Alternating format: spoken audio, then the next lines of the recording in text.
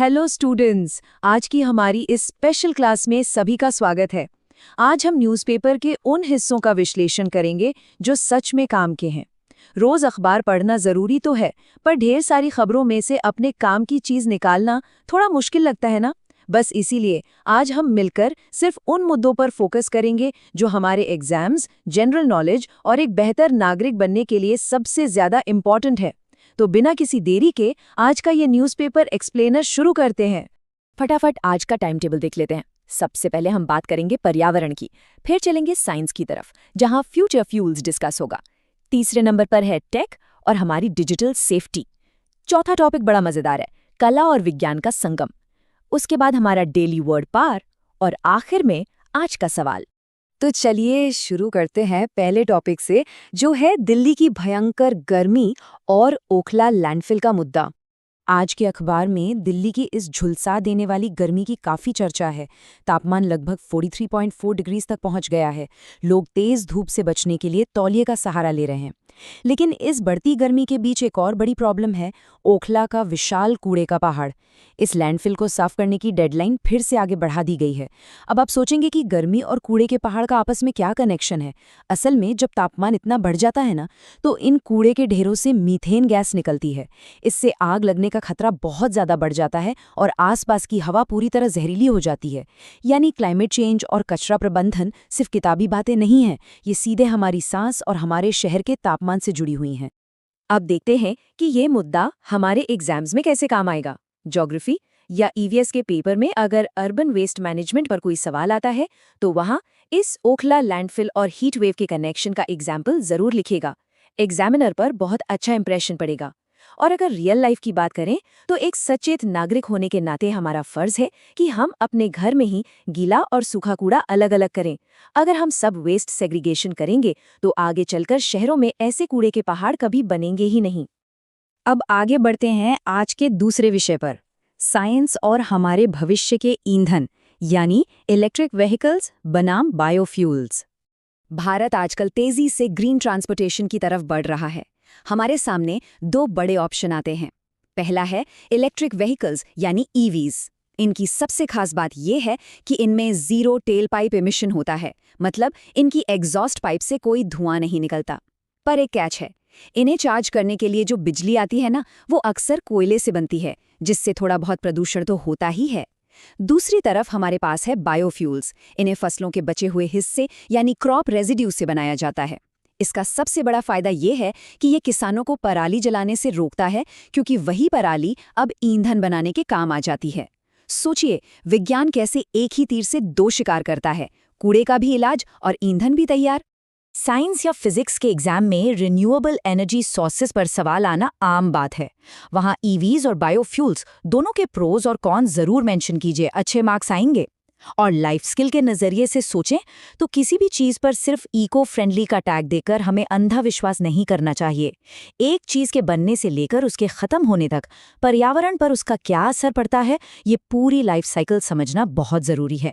यही critical thinking हमें आगे चलकर एक बेहतर और समझदार नागरिक बनाती है। दो काफ़ी हैवी टॉपिक्स हो गए हैं, चलिए थोड़ा सा मेंटल ब्रेक लेते हैं। दिमाग में एक बिल्कुल शांत सुबह की मीठी धूप से भरी क्लासरूम को इमेजिन कीजिए। एक लंबी सांस लीजिए। दिमाग को थोड़ा आराम देना नए कॉन्सेप्ट्स को याद रखने के लिए बहुत जरूरी होता है। तो क्या अब हम आगे बढ़ने के लिए तैयार हैं? तीसरा टॉपिक हमारी और आपकी डिजिटल लाइफ से जुड़ा है, तकनीक और सुरक्षा, जहां हम बात करेंगे डीप फेक से लड़ाई की। आजकल इंटरनेट पर जहां भी देखो डीप फेक्स की चर्चा जरूर होती है। डीप फेक असल में एक ऐसी टेक्नोलॉजी है जहां आर्टिफिशियल इंटेलिजेंस का इस्तेमाल करके किसी की भी आवाज या चेहरा किसी और वीडियो पर लगा दिया जाता है। देखने में ये एकदम असली लगता है, पर होता बिल्कुल नकली है। इसी धोखे को रोकने के लिए सरकार 2026 के आईटी रूल्स में नए अमेंडमेंट्स ला रही है। नए रूल 31B के तहत धोखा देने वाले ऐसे किसी भी कंटेंट पर सख्त पाबंदी होगी। इसका सीधा सा मतलब ये है कि अब सोशल मीडिया प्लेटफॉर्म्स जैसे इंस्टाग्राम, यूट्यूब या व्हाट्सएप को ऐसी झूठी वीडियोस को तुरंत हटाना पड़ेगा। ये कदम इसलिए उठाया जा रहा है ताकि इंटरनेट पर सच्चाई बची रहे और कोई हमें ऑनलाइन गुमराह ना कर पाए। सिविक्स और पॉलिटी पढ़ने वाले स्टूडेंट्स के लिए ये सीधा साइबर लॉज और नए आईटी रूल्स का हिस्सा है। अपने आंसर्स में इन नए कानूनों का हवाला देना दिखाता है कि आप कितने अपडेटेड हैं। और सबसे बड़ी बात, इससे हमें एक बहुत ज़रूरी सबक मिलता है। कभी भी किसी भी वीडियो या मैसेज को बिना सोचे समझे आगे फॉरवर्ड मत कीजिए। शेयर बटन दबाने से पहले थोड़ा रुकिए और सोचिए। असली डिजिटल लिटरेसी यही है। चलिए अब चलते हैं अपने चौथे विषय की तरफ, जहां जीव विज्ञान और कला का अनोखा संगम हो रहा है, यानी बोटानिकल ड्राइंग की वापसी। पुराने जमाने में साइंटिस्ट पौधों को समझने के लिए उनकी छोटी छोटी डिटेल्स को अपने हाथों से ड्रॉ किया करते थे। इसे बोटानिकल ड्राइंग कहते थे। अब सोचिए, आज के इस हाईटेक कैमरा वाले जमाने में ये आर्ट फॉर्म वापस आ रहा है। इसमें आर्टिस्ट पौधों और उनकी जड़ों को बहुत ही बारीकी से पेपर पर उतारते हैं। जब कोई आर्टिस्ट पौधा ड्रॉ करता है तो हर एक पत्ती, हर एक रेशे पर फोकस करता है। इस गहराई का सबसे बड़ा फायदा ये है कि ये संकटग्रस्त यानी एंडेंजर्ड पौधों को IUCN की रेड लिस्ट के लिए डॉक्यूमेंट करने में मदद करता है। कैमरा शायद एक पल में तस्वीर खींच ले, पर हाथ से बनाया स्केच उस पौधे के स्ट्रक्चर की सबसे सच्ची और गहरी जानकारी वैज्ञानिकों तक पहुंचाता है। बायोलॉजी और बॉटनी के एग्जाम्स में प्लांट एनाटॉमी या IUCN रेड लिस्ट के जवाब में आर्ट के इस योगदान का जिक्र करना आपके आंसर को बहुत स्पेशल बना देगा। और जिंदगी के लिए ये सीख मिलती है कि भागदौड़ भरी इस दुनिया में कभी कभी ठहरना चाहिए।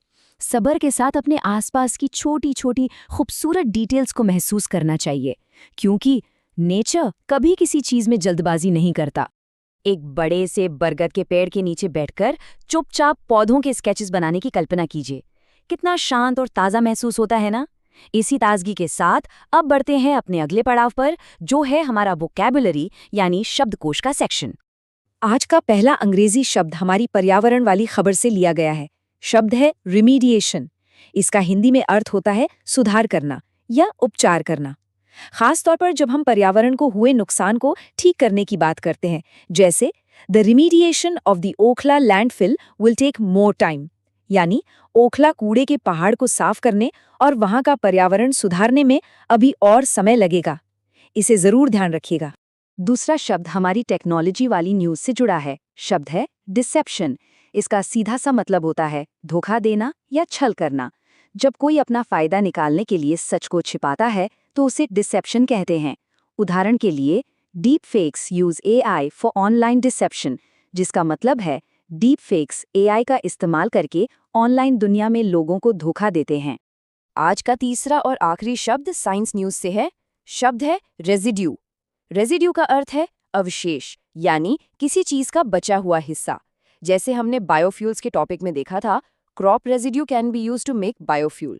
इसका मतलब है फसल काटने के बाद जो बचा हुआ हिस्सा या पराली रह जाती है, उसका इस्तेमाल बेहतरीन ईंधन बनाने के लिए किया जा सकता है। तो चलिए दिमाग की थोड़ी एक्सरसाइज करते हैं और देखते हैं आज की क्लास में हमने क्या क्या सीखा। पहला, बढ़ती हीट वेव्स को देखते हुए वेस्ट मैनेजमेंट को सुधारना बहुत जरूरी हो गया है। दूसरा, फसलों के कचरे से बनने वाले बायोफ्यूल्स EVs के एक शानदार और ग्रीन विकल्प बन सकते हैं। तीसरा, AI डीप फेक्स और ऑनलाइन धोखे से बचाने के लिए सरकार नए IT रूल्स ला रही है। और आखिर में, बोटैनिकल आर्ट जैसे क्रिएटिव तरीके एंडेंजर्ड पौधों को बचाने में साइंस की बहुत बड़ी मदद कर रहे हैं। अब क्लास खत्म करने से पहले दिमाग को झंझोड़ने वाला एक सवाल सोचकर बताइए, अगर आगे चलकर एक कार खरीदनी हो तो इलेक्ट्रिक व्हीकल और बायोफ्यूल व्हीकल में से कौन सा विकल्प चुनना बेहतर रहेगा और क्यों? थोड़ा ठहरिए, आज के पॉइंट्स याद कीजिए और अपना सबसे लॉजिकल जवाब नीचे कमेंट सेक्शन में सबके साथ शेयर कीजिए। एक दूसरे के विचारों पर शांति और सम्मान के साथ चर्चा करें। आज इस एक्सप्लेनर में शामिल होने के लिए बहुत बहुत शुक्रिया। पढ़ाई करते रहिए और कुछ नया सीखते रहिए।